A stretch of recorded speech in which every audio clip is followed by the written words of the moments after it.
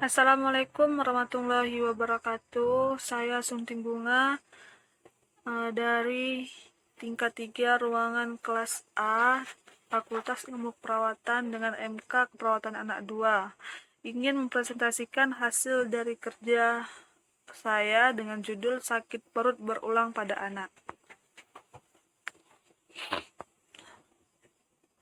Sakit perut mendadak atau akut pada anak lebih sering dihubungkan dengan kelainan organ, sedangkan sakit perut yang berlangsung kronis atau berulang lebih merupakan suatu kelainan non-organik. Sakit perut berulang adalah rasa sakit atau tidak nyaman yang dirasakan selama paling sedikit 12 minggu.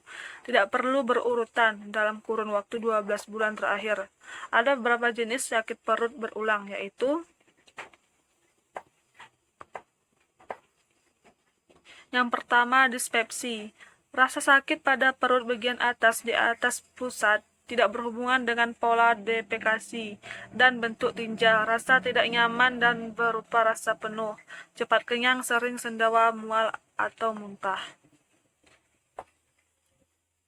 Yang kedua adalah sindrom usus iritabel. Sakit perut atau rasa tidak nyaman yang berhubungan dengan perubahan pola defekasi dan bentuk tinja. Keluhan akan hilang setelah defekasi. Kemungkinan adanya kelainan organik perlu dipikirkan bila ditemukan rasa sakit pada malam hari. Diare, perdarahan prenus, demam atau penurunan berat badan. Yang ketiga adalah sakit perut fungsional. Sakit dirasakan di daerah sekitar pusat, berlangsung secara terus-menerus pada anak usia sekolah atau remaja, tidak berhubungan dengan keadaan makan, defekasi, atau menstruasi. Beberapa anak dapat terganggu aktivitas sehari-harinya. Rasa sakit berlangsung kurang dari 1 jam, bahkan kadangkala hanya berlangsung beberapa menit. Rasa sakit umumnya tidak sampai membangunkan anak pada saat tidur, tetapi sakit yang dirasakan pada malam hari seringkali menyebabkan anak tidak dapat tidur.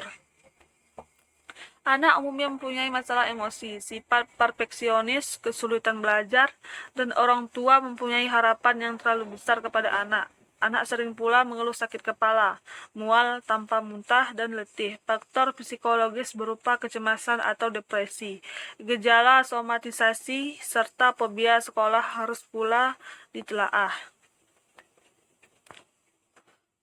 Selanjutnya adalah migrain perut.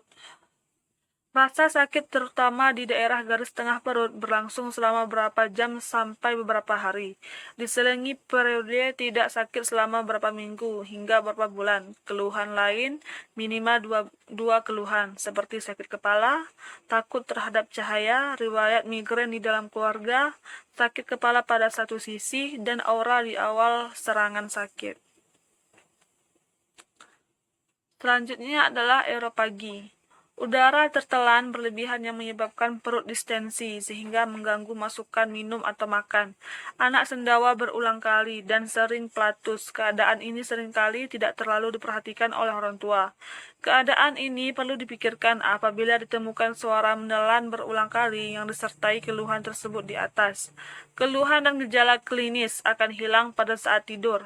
Kecemasan anak dapat menyebabkan perilaku menelan secara berlebihan.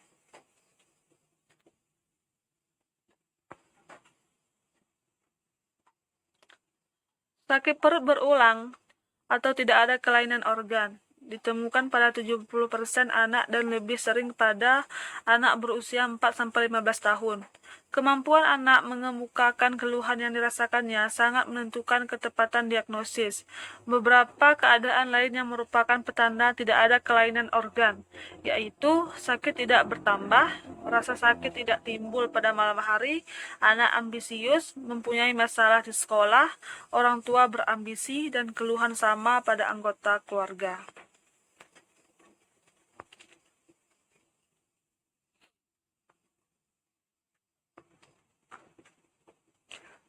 Pendekatan tata laksana. Oleh karena sebagian besar kasus sakit perut pada anak bukan gangguan organ, maka cukup bijaksana tidak terlalu terburu-buru melakukan pemeriksaan penunjang. Komunikasi dengan anak dan orang tuanya sangat diperlukan. Pengisian buku harian oleh orang tua dan anak untuk mencatat derajat sakit atau skor, pola defekasi, dan keluhan spesifik lainnya. Pemantauan tersebut bertujuan agar anak dapat memberikan perhatian terhadap keluhan yang dirasakan. Faktor psikologis sebagai pencetus keluhan perlu diketahui. Begitu pula dengan prestasi belajar, stres dalam keluarga maupun sekolah, aktivitas sosial, perkembangan aktivitas dalam bulan terakhir. Penjelasan tentang penyakitnya sangat membantu penyembuhan. Anak diajak ikut serta mengevaluasi penyakitnya dengan menggunakan buku catatan harian tentang keluhan dan sesuatu yang dipikirkan serta dirasakan.